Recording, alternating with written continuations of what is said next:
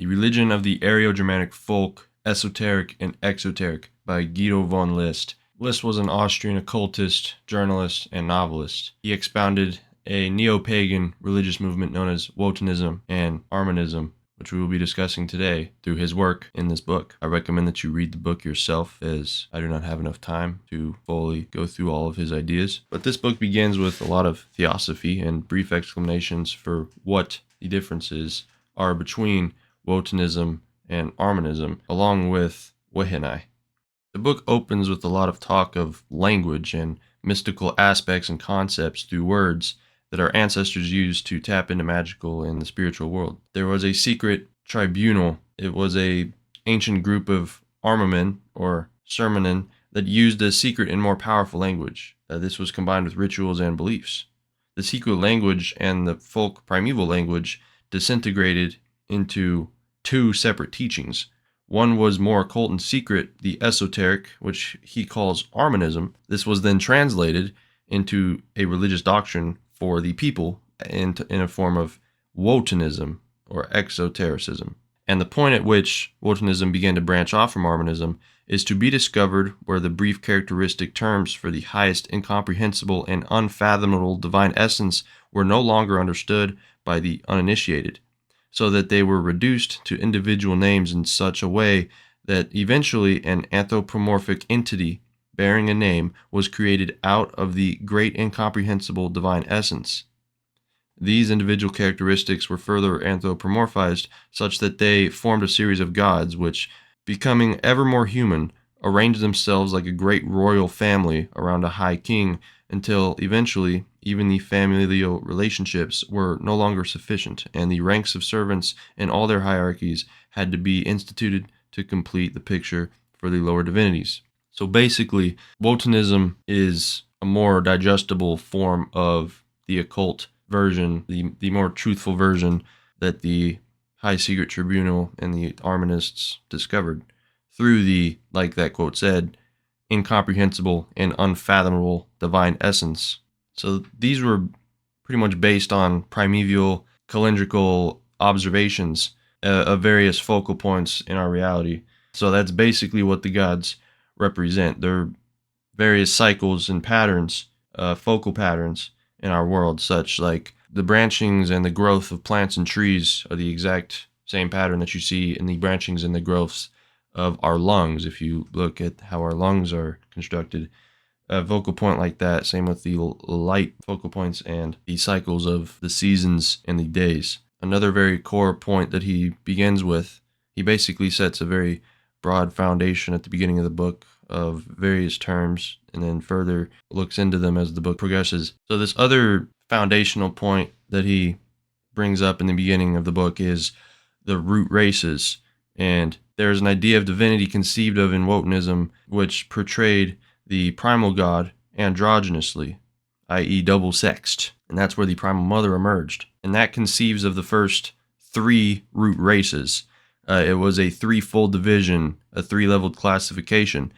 Even the third root race was still androgynous. And with the fourth root race, that's when the male and female genders split. And this continued into our root race, which is the fifth root race. Now, what exactly does that mean? Basically, I have a hard time saying this word. The Gnungagap is the primeval fog, and that is the original element out of which the elements that we know radiate. And above that, above all those elements in the fog, there is the hidden God. He is the impersonal, immaterial spirit that is both time and space, and he has condensed himself into matter through his breath. Matter and energy are indivisibly one. That is until death occurs and matter dissolves. Now there is one more aspect of this, and that is the spirit. The spirit is eternal and immutable. Now when the spirit comes down into matter, the previously hidden or unrevealed God comes out in form of the first logos. And this original element then developed into the first four elements, which are fire, water, air, and earth. They all developed at the same time. Now there is a fifth element, which we have recognized, that is the ether. Some of you know it as vril. Now the sixth and the seventh elements are reserved for the sixth and seventh root races. Now the element of earth is also called Ymir. And the story of Ymir is basically the story of Earth's creation. He is said to have fallen asleep, and 3 sons of Bor killed him, drug his body out into space between fire and air, and shaped out of him which we call our world. Now there is a passage here that I'm going to read and put on screen. From Ymir's flesh was the earth created, from his sweat the sea, from his bones the mountains, the trees from his hair, from his skull heaven, from his eyebrows the gracious Aegis created. I will talk about what the Aegis is. Midgard, for the sons of men, that's our realm, that's basically Earth, that's the original spot of the Aryan. But from this, his brain formed all of the hard-headed clouds. There's a common theme in all ancient religions of a great flood, just like the Bible. Ymir, during this great flood, he basically did a very similar thing as Noah, and he saved himself and his family with a boat. And after that, he propagated his race and its future in the surrounding area of Midgard. And the Aryans, or the Midgard is basically where the place of the Aryans originated from. Now, before that happened, the worms and the maggots in Ymir, the dead body, became dwarves. And these dwarves didn't have a human soul, but they had human intelligence, and they received human-ish shape. And that's why they lived in dark caves and rock crevices. But in this way, the earth was prepared for humanity, along with some stars in the sky that was derived from Ymir's body. Thus, with this event, the primeval age came to an end, and humans got the breath of the divine, of Wotan, of Odin. So, from the standpoint of Armanism, Ymir is impersonal. He is the one that evolved out of the primeval mist and into the actual personification of what we are today, of a higher form of life. So for Wotanism, he is the one that preceded our fifth root race. Now the Aces, these are the pillars of the world. They create the earth sees in the sky. These were created out of Ymir's body, just like everything else. This was the primeval event that brought divinity to us and got us onto the earth. And whether or not we came from animals like evolution, or if we came from an extraterrestrial origin, is discussed later in the book. But for now, just understand that Ymir's death in this is the primeval event. And Wotan is the one that gives us spirit and soul. And this is where the oldest divine triad comes into play. And there's a bunch of different names for them, depending on which part of Europe you're in.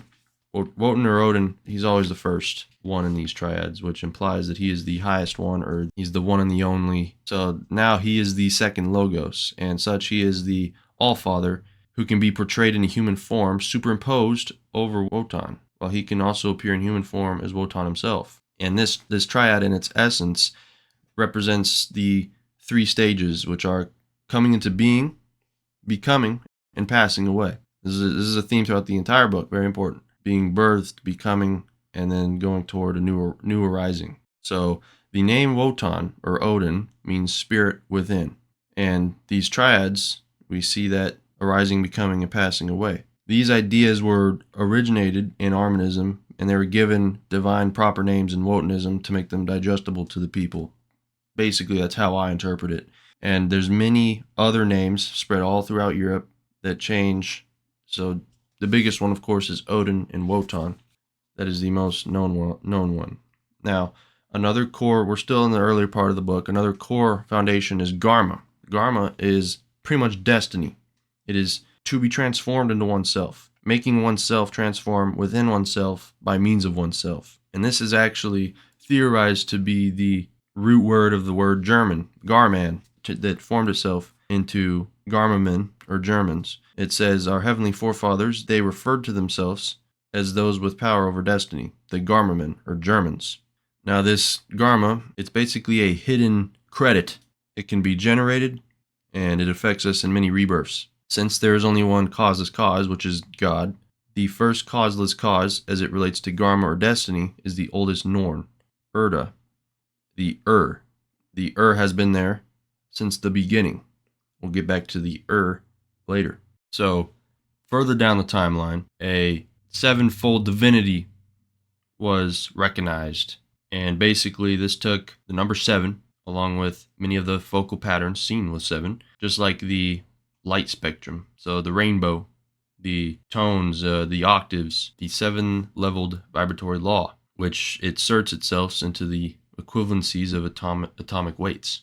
And basically, it believed that this 7-leveled law regulates the universe, and anyone who grasps the law can claim some universal power. So, for this reason, the 7 gods were the most holy, and Armanism knew this law and pressed deeply into the most secret mysteries of the universe and of divinity with it. So this is where we'll talk about Wehenai, or I'll introduce Wehenai. Wehenai is basically the spiritual language that I was talking about earlier, and it is written into the hearts of all Aryans. It is innate and incommunicable knowledge granted to us by divine powers. So think of a root race, and it points us into the direction of good and with doctrines of the divine and the gods. And with this, he says Wehenai, which is the German religion, and science are one, and that these apparently irreconcilable opposites will in the foreseeable future again become one, because they must be one. Very interesting. Now back to the 7 gods. The Holy Seven is a very important concept. The 7 gods are a holiest of the gods, and they are today designated as the planetary spirits in what is misunderstood as astrology. That's what the New Age, decadent era calls it. And according to which the 7-day week is arranged. Now these are, of course, the Sun, Moon, Mars, Mercury, Jupiter, Venus, Saturn. Now back to Aces.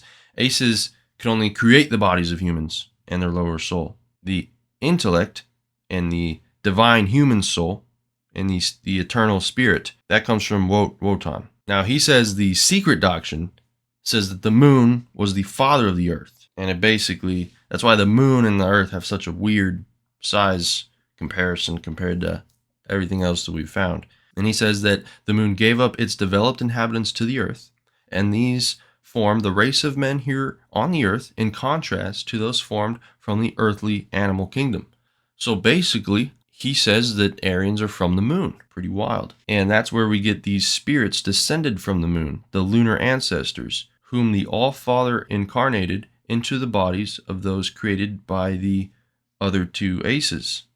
And that formed the human race. And he will talk about later how this separates us from the animals, of course. The animals still have a spirit, but they do not have the divine spirit, basically. And now he goes into talking about some symbolism.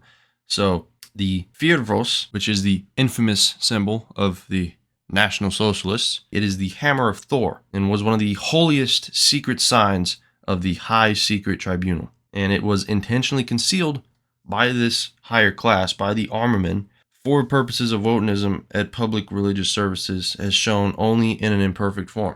It was a very, very divine, holy sign. Now, the Triphos, it was kept absolutely secret and not revealed to the folk, even in an imperfect form. So this one was actually a very secret rune, both of which were very secret runes. So the Firphos was the sign of the hammer of Thor.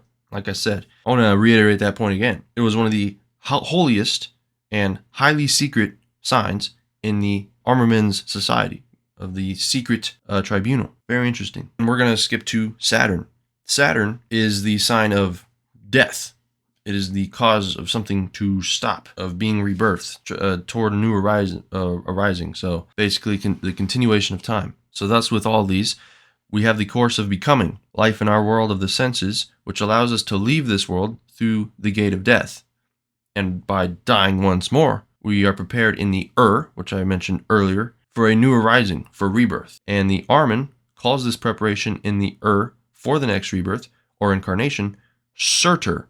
And for this reason, God, or the All-Father, prior to his materialization, is called Surtur, and bears, after his dematerialization at the end times, the same name, Surtur. And even in the Christian Middle Ages, the state of the soul in death was called the primeval state, which is the So for this reason, the god of death is no enemy of man.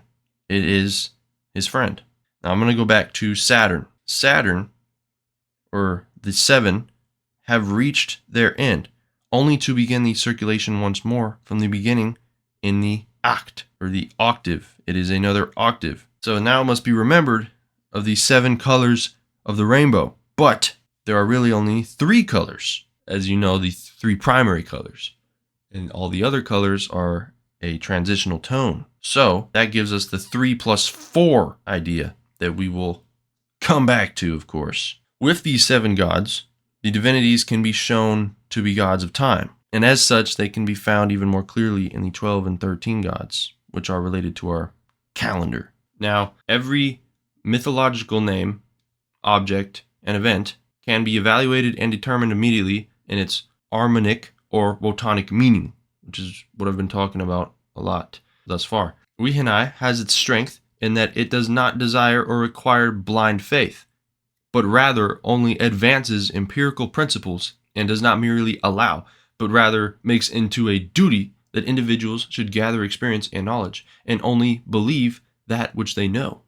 This certain, indubitable knowledge should, however, always be made manifest in the way they conduct their lives. That's interesting. Now we're going to go back to the It is clear and irrefutable that spirit and matter are eternal, but that spirit is the immutable essence, while matter, which merely signifies the visible form of spirit, is finite and mutable, and upon dissolution resolves itself into spirit again and ceases to be the visible form of the spirit. But as dissolved matter, as spirit itself, it is eternal, and eternal without beginning and without end. So basically, the matter, which are our bodies, which carry our spirit, are of course finite. They are the translator, I like to think of it. They translate our soul and our spirit. Our soul is our heart, and our spirit is our brain. Now, this spirit, before its condensation to which is matter, is the uncaused caused, the unnamed and unrevealed God. When this unnamed and unrevealed God, by his will to reveal himself, inhaled and condensed himself, thereby calling matter into existence. And that is called the first logos. That is the first revealed form. It's the inconceivable and ineffable Great Spirit. I'm going to put a diagram up on the screen. And this kind of makes things a little bit more digestible. And I had to read this book twice to understand it. That's probably because I'm a little bit slow. But as you can see, it puts everything into a much more digestible form. It's still a little bit confusing because there's words that he has not discussed. But that's why we're going to keep going and make it less confusing. Because as you get to the end, it kind of starts to make more sense. Now, the element, which again is this weird word, Gnungagap, it was no single body, but rather, as its scientific name, primeval mist. This is a incalculable multitude of minute atoms and dust particles, and these were differentiated into the 7 great groups of elements, which, as I said earlier, were fire, air, water, and earth. And we have found ether, or vril, and there are 2 more, which in the future will be found. These 7 elements are unified in constant arising, becoming, and transforming. They are basically what we call the cosmos. They form heavenly bodies, such as our suns, planets, moons, comets, and Earth. Now, when they collectivize, they of course can make groups of atoms, which are animals. And in these atoms, there rests a slumbering, unconscious spirit. And only with the second logos, which is Wotan, did conscious life enter into the bodies of these atoms, or the animals, the stars, the planets. So gradually, one atom gathered other atoms until they formed a body. Now, there's a point where it acquires its own independence. That midpoint is where the soul comes in, a spiritual body provided with a conscious life, a spiritual body which collects atoms and molecules of the most varied kinds of compounds and forms a body under its leadership. So it'll basically become the captain, and it'll recruit a bunch of recruits and soldiers in order to shape an army. And this it will command until it dies. It will arise, become, and then it will die. And upon death, the soul departs, just like the retiring captain bids farewell to his troops. And thus the atoms will then transmute and become other compounds. They leave the body. So you can see how, as crazy as all this shit sounds, and retarded as all of it sounds, it is compatible with science, which is what he said earlier with the Wehenai and empirical science. The soul, however, returns to the which is the primeval state. Hence, it had emerged through the gate of birth to form its body and govern the body during life. The soul returns through the gate of death in order to prepare for its next reincarnation, which is the rebirth. This process is valid for every soul, whether it is that of the greatest heavenly bodies or of that of the smallest living entities like ants. Everything is regulated in the same way according to the law of homogeneity. So, I basically just read an entire page, but that is one of the most important pages, I think. Every soul is a part of the divinity itself. Every soul was in God before the emergence of the first Logos. But since before the first Logos, there was neither space nor time, there could therefore only be the one. And so every soul in this circumstance was itself God, and also remains in the purely spiritual sense, in its present condition, nothing more and nothing less than God itself. So the soul or spirit of the earth is not All-Father, the world spirit, but rather All-Father Wotan, the world spirit, and as such he is the second Logos as relates to our earth, like I said earlier. Therefore, it is only he, as humans came into existence, who could breathe the divine spirit into them. For his two brothers, which are the Aces, like I said, the pillars, the sky, were only able to create their bodies. So now we will talk about the difference between the spirit that the animals, of course, get and the humans, of course, get. There is a chasm that cannot be bridged and over which animals cannot pass. For humans did not evolve out of the animal world, but rather it is often the other way around, as unfortunately many species of animals are descended from humans by means of unnatural hybridizations. So this has always been an idea in my mind. I believe, just as List here believes, we have actually devolved, and we did not come from animals, but animals came from us, and we are having our blood diluted as time goes on. And he thus agrees, as he says, humans did not evolve out of the animal world, but often it is the other way around. Very interesting. So now we're going to talk about the moon again and how it apparently is where we came from. The moon shrank up, became smaller and weaker, and gave over its living spirits to the earth, which now compels it, as its captive, to follow the earth as a satellite. Since, as the older and more evolved of the two, the moon had a population spiritually far superior to that of the earth, this population was transplanted to earth in the form of humanity, which explains the spiritual ascendancy of terrestrial humanity descended from lunar ancestors as compared to those who spiritually belonged to the earth and who had by evolved as the highest living beings of the animal kingdom. So there's two different groups of humans that we have on the earth. There are those that evolved from the human kingdom and those that are basically aliens, extraterrestrial. Now I have to be careful with my wording because this video might get taken down, but you can see which kind of group is probably originated from the animal kingdom and which kind of group List here is saying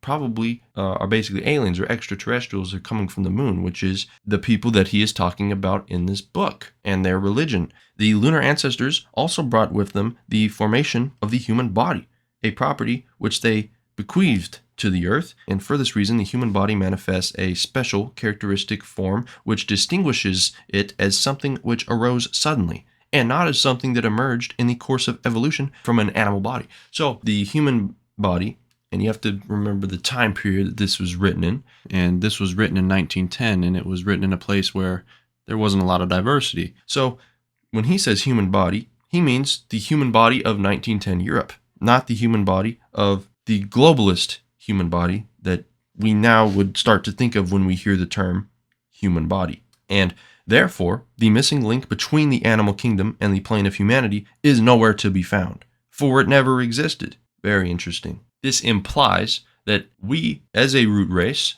as the Aryans, have over time, unfortunately, even the purest of us have gotten diluted blood, animalistic blood, from these humans that evolved from the animal kingdom. And that has created a war within each man. And that's very unfortunate, and that's our war. So these humans that came from the animal kingdom can also be lifted to the level of humanity in the coming cycles of the earth in the ages of the 6th and 7th root races, because we right now are in the 5th, and they too can reach the level of divinity for themselves. Now, with the emergence of humanity on our earth, and with the inception of the age of the 3rd Logos, the reverberation of divinity and humanity itself had arrived, and thus a new evolutionary period began for the earth itself. We have already acknowledged that the soul is in and of itself a ray of divinity projected by the divinity at that moment when it purported itself into matter. From this point on, which is at the same time the beginning of time itself,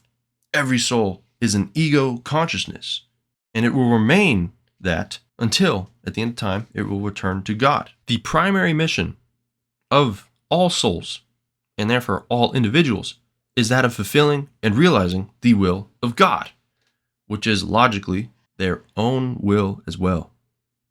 Very interesting. Now, even the universe did not come into existence in a finished state. That is because for all forms of life, for all planets, every speck of dust and atoms, there is a constant arising, becoming, and passing away into a rebirth. Therefore, man is called upon to help construct the works of God, which are also his own, and therefore he is moved to action by dark urges and instincts, for he desires, working unconsciously in the will of God, to create new things continually as man desires change. He loves that which is ancient, memory, blood memory, but he doesn't want to relive it over and over again. He rather wants to create something new built upon the old in order to enjoy the new. Basically, rebirth it in a higher form. Now, this is where we begin to get into the collectivism, as we've been talking about the individual this whole time. The individual is caught up in karmic chains that are not its own. For no self stands alone, but rather is only a part of a group. Now, this group is that of family, then the tribe, then the community, the people, the state, the race, humanity, the earth, the solar system, the next higher systems of the central sun, and so forth. The individual ego is also impacted by the karmic chains of its race.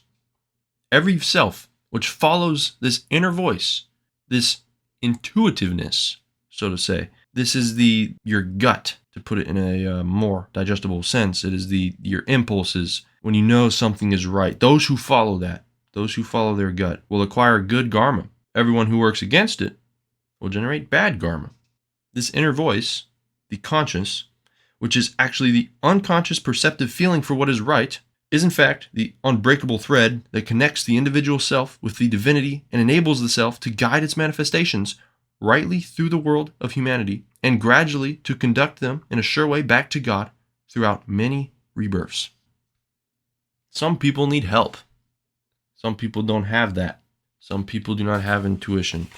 Some people do not have an internal monologue. So, those fortunate ones who do, and they can find God within themselves, they do not need a priest or a translator. They've already arrived at a stage of self-priesthood. Their heart is the tabernacle in which they carry God contained within themselves.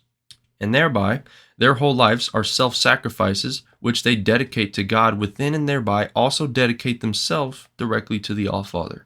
Therefore, our ancient ancestors called this inwardness of God, and the self-evolving self-sanctification developing out of it, by its correct name, Wehenai, which is the inward sanctification, while it is otherwise called by its Latin name, religion. And religion means recognition with God. It means inwardness of God. It means connecting with God, basically. So the concept of self always remains the same from the beginning of the first logos forward to the dissolution of the spirit. And this concept of self obviously indicates the complete exclusion of a condition of destruction and amends the concept of death accordingly, such that death is merely life in the primeval state and only means a cessation of the essence or substance. So it's temporary because you're coming back once again, being, becoming, and arising and passing. This is where he gets into those three stages of being born, becoming, and passing. And he uses a parable of a painter. A painter goes to sleep at night. When he sleeps, he dies. He doesn't really die, but he metaphorically dies. This is the preparation in the primeval state, the Then he arises in the morning. That is the rebirth, and he gets to work. That is the becoming. As he works, as he paints, he is becoming. He draws the initial sketch on the canvas. The evening comes. And guess what? He dies. He is being reborn. He goes to sleep. He dies. He awakens. Gets reborn. Guess what he does? He goes back to work. Thus many days, which are lives in human bodies, the more work gets done towards its completion, which is the will of God, meeting God, transcending. This painter, in the parable I just explained, is exactly how our lives work as well. At the end of our lives, which seem very long to us, at least when we're young, we die. But then we come back to continue the will of God and continue the will of our people. This is very important, as some things take many, many, many, many, many lives, like steam engines, locomotives. There can be enormous intervals spanning centuries between the individual experiments and the time when completed inventions could come into general use. Is this any different from the example of the painter and his picture? So basically, you have been here before, and you will be here again, and you have been here many times through your ancestors, and you will come back again and again. Now, what happens to you when you do come back is up to what you do each time you come back. Hope that makes sense. So, accidents usually do occur often enough in this life, but these are actually rooted in the karma from your earlier lives, just as unearned strokes of luck do. Very interesting. Without exception, all selves live through all ages with only brief interruptions which they spend in the primeval state, which is the So your spirit keeps going while everything else does not. But the bodies in which you live in each time are your race. They are your blood. So we are now going to be talking about the Armanism and Wotanism and ancient Aryo-German interpretation of sex, the erotic sexual sense. To the ancient Germans, all sexual processes were exalted divine mysteries. Thus, the high veneration of women, thus the strict marriage laws, but thus also the open and honorable cultivation of sexual religious festivals, because these were still perfectly free of all lustful eroticism among the Aryo-Germans. This remains consistent with many other ancient German texts, that virginity and monogamy and strict marriage laws were very present and predated Christianity. Now he talks about the various realms, or he puts it really well. These are not material places, they are spiritual places, of course. I don't know if I mentioned this earlier, but basically every important word that he goes over, he goes through the etymology and the way that nuin, which has nui, which means new, and un, which means the one. So it means the great, the all one. He goes over that with a lot of words. It's very interesting language. This book talks a lot about language. The 9 is the third logos, the God that which is revealed in man. For this reason, the new one signifies man himself, and therefore the number 9 is the number of mankind, as well as being the thrice holy number. So that is why there are 9 worlds, or divine worlds, which are the following. Muspelheim, this is the highest world, the primal fire. Number 2, Alfheim, the seat of the high elves, those that got salvation through the light and the sun. And there's 3, Azaheim, the seat of the Aces, gods. There's 4, Wanaheim, the realm of the veins, those who perceive. Now there's Manaheim, that's the world we're in, the human world. Then there's Jotunheim, this is number 6, this is the giant world. Then there's number 7, Svartalfheim, the realm of the dwarves or dark elves. Remember, the dwarves were never granted the human spirit. Then there's 8, Helheim, hell. Then there's 9, Niflheim, the mist world. Once again, primeval mist. So at this point in Niflheim, you're in the primeval mist. Not good. It must be shown that the human being is more than merely the spirit-body duality, and that it is actually a self-contained heptad, and thus a spirit soul. The spirit, and this is composed of many triads. The most important one being the spirit, which is the divine breath, Wotan, the spiritual soul, and the human soul. This triad differentiates humans from animals, over the level of which humanity is able to lift and maintain itself because it possesses these 3, even if, despite the possession of these faculties, they often go unused. So this is, peasants or people that do not have a leader to awaken this kind of thing in them, and they get stuck in the human soul like an animal does. They just kind of toil. Now, animals only possess the animal soul, unfortunately. But there's also a group of 4. It consists of the instinctual body, life, the astral body, and the physical body. So this is where that 7 comes back, the 3 plus 4. There's a 4 group of a lower physical group. It's 4. It's the instinctual body, which is the drive to good or evil, the actual life, the astral body, and the physical body. So these are layers, basically. But then there's the triad, which is above that, the upper spiritual, psychic, of man, and that is, once again, the spirit, which is the divine breath, wotan, the spiritual soul, and the human soul. And the spirit is what transcends every single body, along with the spiritual soul. And those come from God. Those come from wotan. Those come from the gods, the divine breath. These 7 parts are closely connected to, but not inseparable from, one another, and are actually layered one over the other like the structure of an onion. So the astral body is what you enter when you dream, and that is why you kind of become a human in a world, in a realm that you aren't actually in. It's because it's your astral body. It's that layer of the onion. You are still a human. You still have all your other parts, but what are you missing when you're dreaming? You're missing your physical body. That's why it's called astral projection. It's where you are in your astral body, just like a dream. So, in death, the self casts off the physical body, which it leaves with the ethereal body, which is your astral body, but it still processes life. That's why you're asleep and you can't move. You're outside of your physical body and your astral body when you dream. So, the Wotanism, folk belief, appoints to every self 2 protective spirits. These spirits, which urge the self to choose the right or left-hand path, while the conscious, either the guardian of the gods or the judge of the gods, passes judgment. These are the spirit, the spiritual, and the human soul. So there's the spirit, the spiritual soul, and the human soul. The spirit holds the scales, which basically weigh the spiritual or human soul. And either the spiritual or the human soul tips that scale. This is a very important thing to understand. The spirit, which is the number one thing in the triad, most important part of you, transcends every life. Your spirit, which is the divine breath given to you by God, it holds the scale. And on this scale, think of it as a seesaw, exist the spiritual soul and the human soul. Now, one of those is going to tip the seesaw, or tip the scale. It's going to go one way or the other.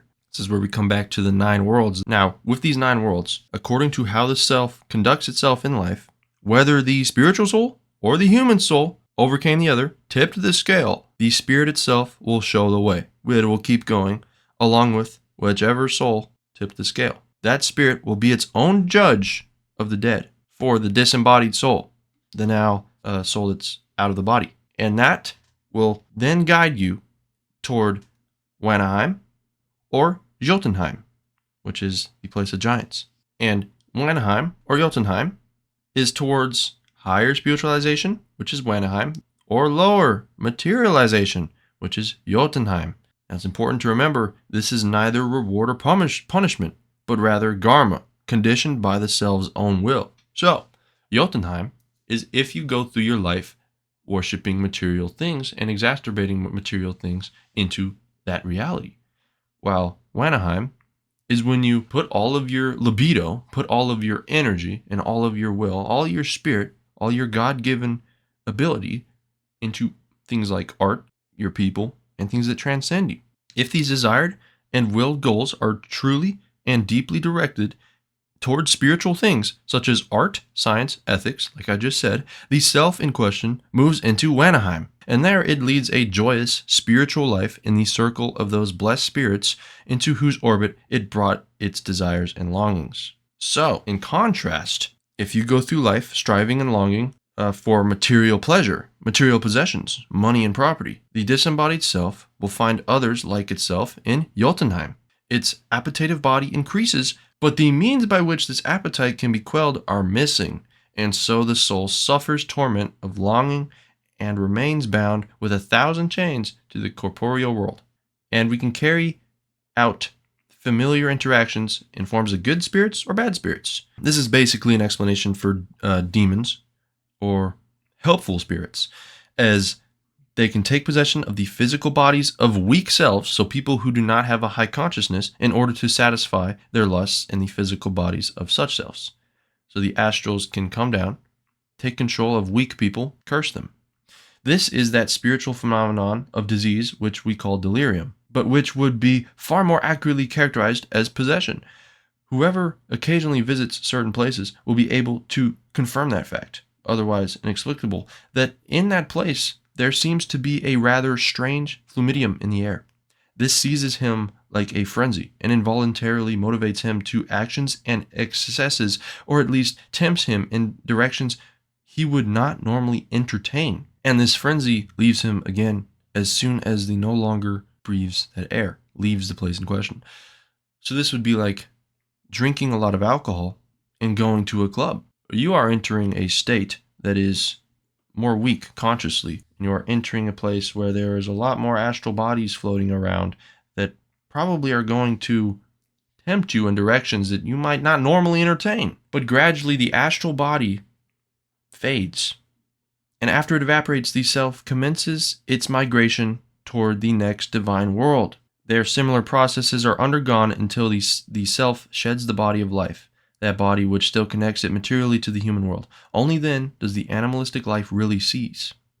Now, if you still have an appetitive body, burdened by the final bonds to humanity, you might enter Alfheim, or Half-World. And only those who have completely freed themselves from temptation, from materialism, and have totally dedicated themselves to transcending, to meeting God, to making a better place for our people, only free spirits make it to Muspelheim. While on the complete opposite side, completely fettered spirits, evil spirits, harsh mass doers of evil, go to Niflheim.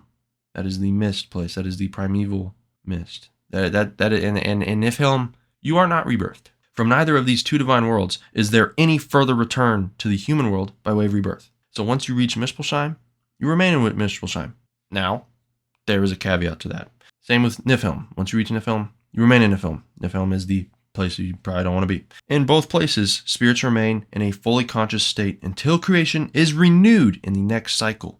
Now, once again, the one in Muspelheim is in blessed remembrance and spiritual enjoyment, and the one in Niflheim is in a constant condition of torment and regret. But it is not hopeless, for they too can look toward the salvation of the next cycle. Yet they have to seek to make their way once more from below upwards through all the levels of matter. So the guys in Niflheim have a long way to go, and they will struggle upward to attain a future human level, which they will inevitably, hopefully obtain, even if it is at the end of space and time. Those who are in Muspelheim sometimes are sent down to our realm in the forms of godmen, or I like to think of them as deities. They are severely gifted people that basically help out in the fight against the demiurge and the fight against the evil spirits. And they help our people. And when they come down, they have a mission, and this is done in complete spiritual clarity, conscious of self and God. And then it is then born on the earth as a God-man, distinguished by special characteristic circumstances. He is sent from Muspelheim. He is sent basically from the highest realm that we know of to help us, and he usually dies in youth as a martyr. Both Armanism and Wotanism call such godmen sons of the sun. Now he talks about Garma a little bit more. Every life you carry remnants of the appetitive body from your last reincarnation into your next one. There are active memories that are forfeited. That's why you don't remember anything from your last life. It feels like sometimes this is your first time here, but that is not true. These memories are existing within your instincts. They are impulses and they can be good or bad. And they make you act in decisive ways in your next rebirth. That is why some people have innate gifts that are good or evil. Now, and all of this spiritual activity occurs in various rings among each type of life. And they can interact with each other, and they cross paths a little bit, and they influence each other. So there's the animal plane, the mineral plane, the planetary plane, and then there's, of course, our plane. Now back to those Garma, the gifts, the innate impulses. Here's why that's so important. Those who die a straw death go to Helheim. And what this means is a meaningless death after a useless, wasted, and pointless life. This gives the matter a whole different meaning. Those who died a straw death were useless slackers. They contributed nothing to the development of the world. These were those who were not hot and not cold, and who are therefore to be condemned. Thus they will come again in order to become either hot or cold, which their Garma will force them to do by their own self-created sufferings. However, those who go to Niflheim, the lowest world, known as the Hall of Serpents. Those are the evil ones who will not be reborn. We will now start talking about the Yggdrasil. It is the Aryo-Germanic world tree. You've seen it.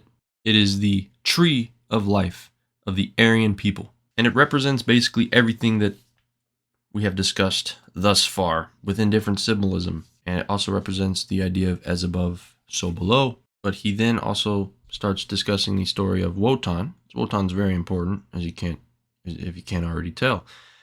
And he famously lost his eye because as he was in a twilight moment of death, he gives his eye as a pledge in exchange for elevated knowledge. And this eye, he gives one eye, and the eye he gave, it represents his physical body. His other eye, he retains, and that other eye is his spiritual body, which is his soul. And basically, this gives him a reunification with his spiritual eye at the moment of return out of the upon his rebirth. Thus, the knowledge of Wotan and that of each individual self is increased by means of the drink of Mimir's well. So, through this knowledge that he got from sacrificing his eye, he became wise and found both the science surrounding the fate of the world by his own life being consecrated to death and the solution to the riddle of the cosmos, which he also noted he will never ever reveal to a woman or a girl. Each time this happens, of course, it impacts Garma, and Wotan is an example of that for us to learn from. And this Garma, like I was talking about earlier, can give you natural abilities, spiritual storehouses, talents, innate geniuses. And that's where those come from. They come from your Garma.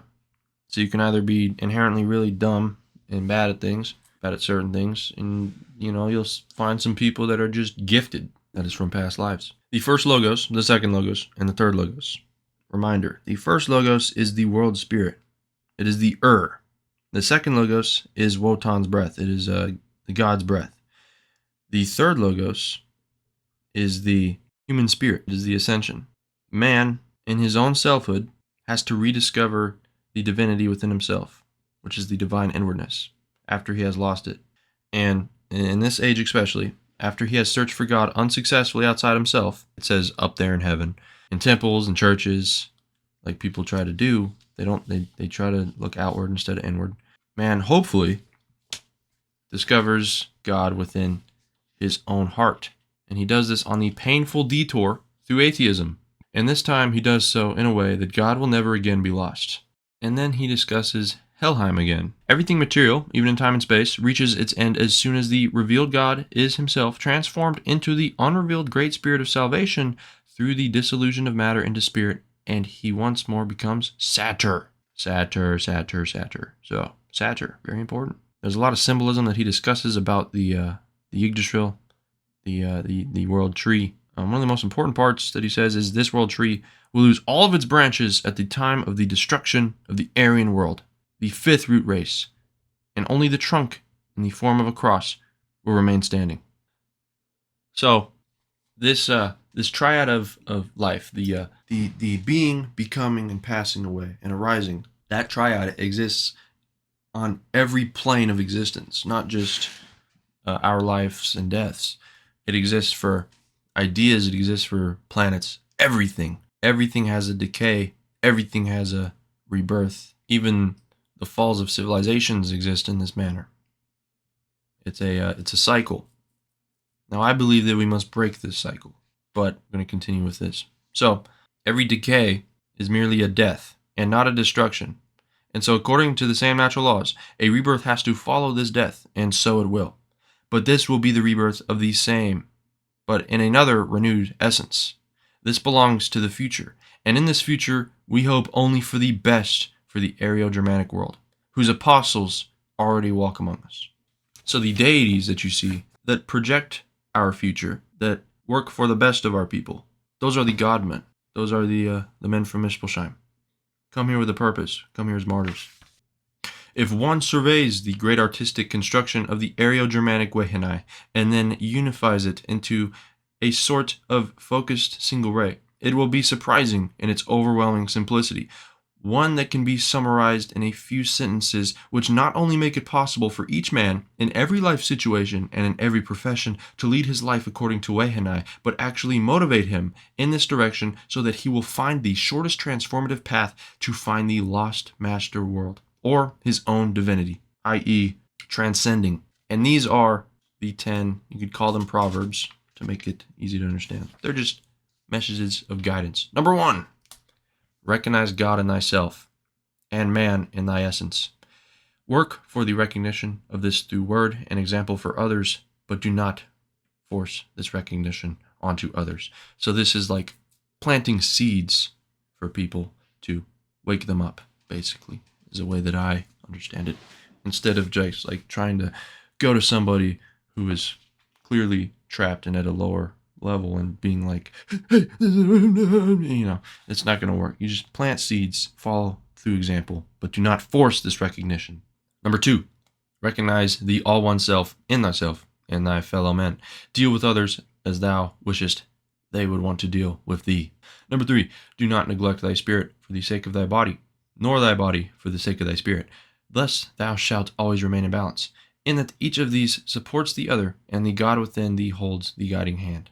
Number 4, always listen to and follow thy inner voice, and do what it advises thee to do, and thus wilt thou always know what thou hast to do, and thou wilt strive toward the good and avoid evil. So that's following intuition, basically following the your gut feeling. Number 5, trust in God within more than the advice of strangers, for thou alone canst know what guides thee toward salvation, for thou art thine own judgment. Number 6, recognize thy duties as a human being to aid other selves toward rebirth, as thy parents helped thee to rebirth. Facilitate these reincarnated selves in thy children as much as possible, that they may reach their goals through good upbringing and education, and avoid misusing or squandering the creative force entrusted to thee. Number 7, recognize that thou hast been born into a ring.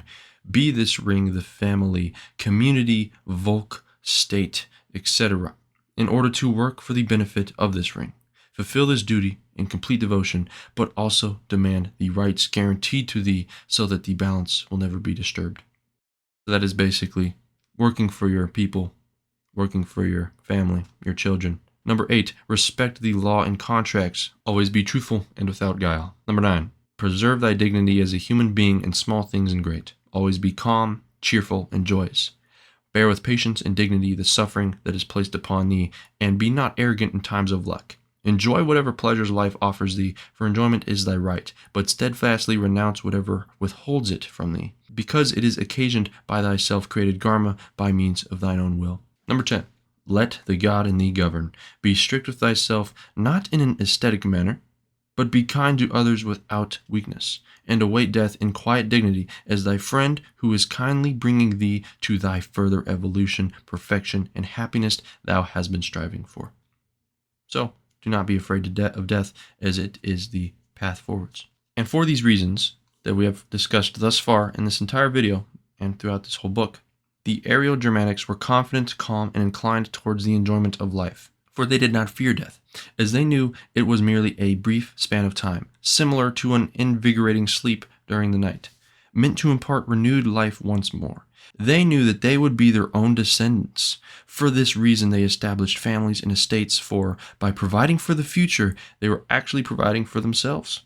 Therefore, they exercised loyalty and maintained this loyalty to the death, for they knew what they were creating for themselves through this loyalty, both in the primeval state and in the next incarnate life. Ultimately, it is for this reason that they held women and marriage in such high divine reverence, and issued such strict laws against mixed marriages and bastardization. Such they also recognized that the strength of the race was founded only on its unity and purity. Dark times have come, but in spite of this, we have not yet reached a twilight of the gods. And even today, we have no reason for doubt-filled pessimism.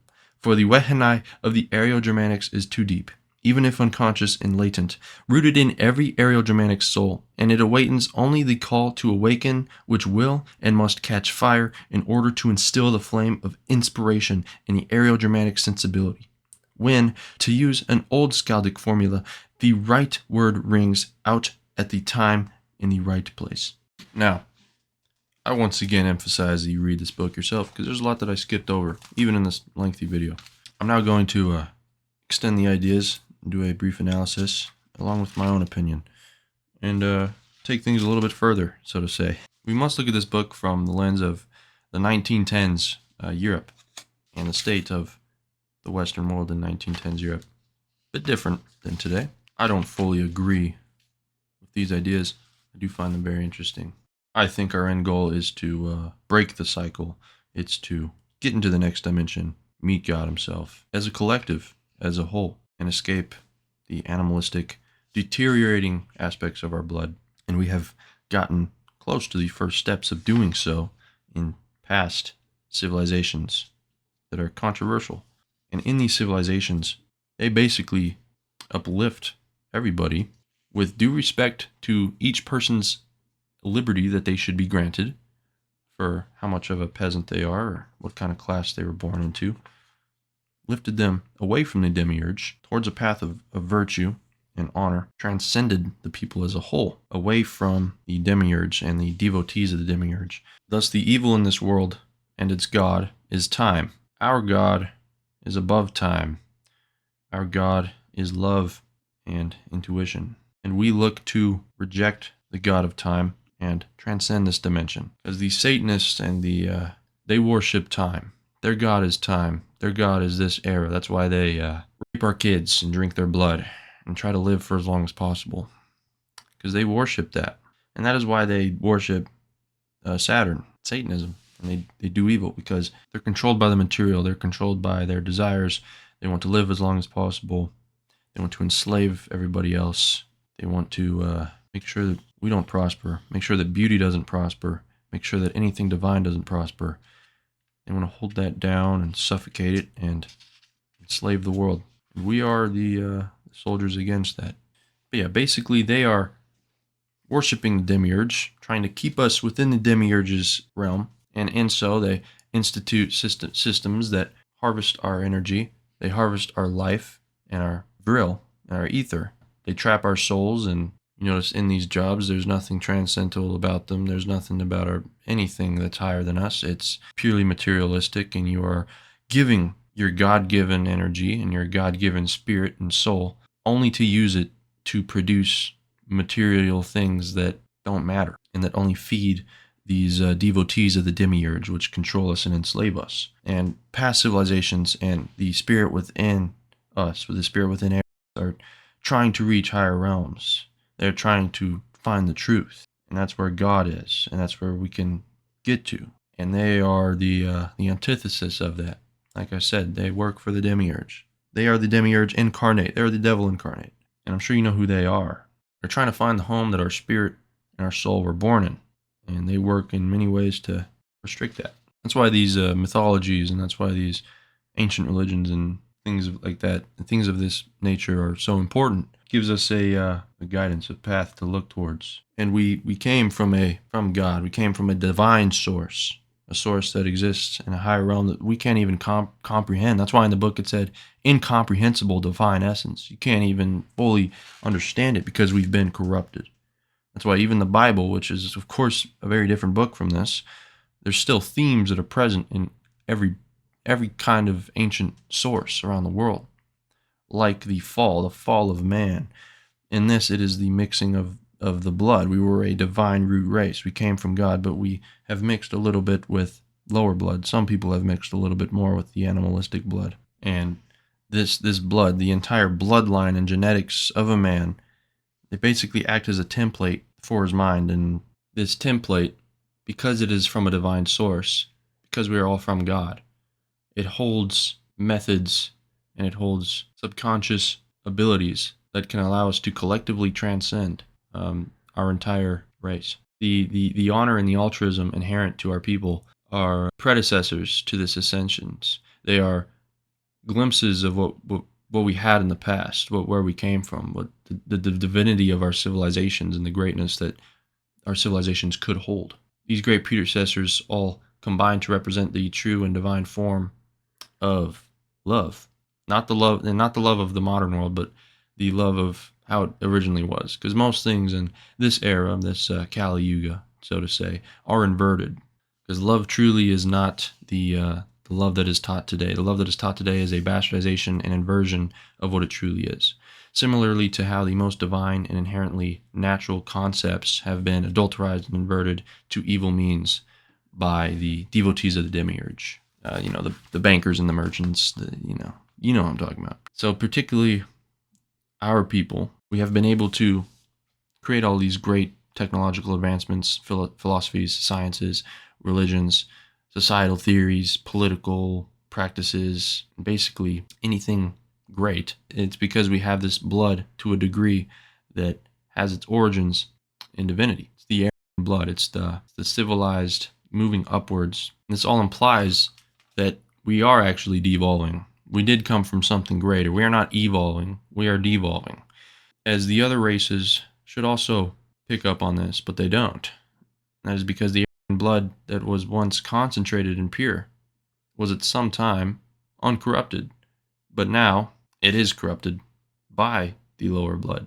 And the race, by all reasonable assumption, was probably gifted by origin or powers that we don't quite understand. Once again, incomprehensible divinity. And we were given this ability and these gifts by, like it said, an incomprehensible source of divinity. And we just didn't get given these gifts. We are now experiencing the fruit of our ancestors because they understood the concepts spoken in this book. They understood the rebirths, and they lived in a way that they would be their own descendants. And that's what made us so great, along with our altruism and generally our ability to look at things differently than anybody else. And this is why the myths of Atlantis and Hyperborea exist, and similar myths, or the mysteries of Stonehenge. We can make some theories about these kind of things when you come from a different metaphysical standpoint that isn't ruined or inverted by devotees of the demiurge, by our enemy. You have to look at things from a lens that isn't already corrupted by the people who want you to be erased from this earth. I hope you enjoyed.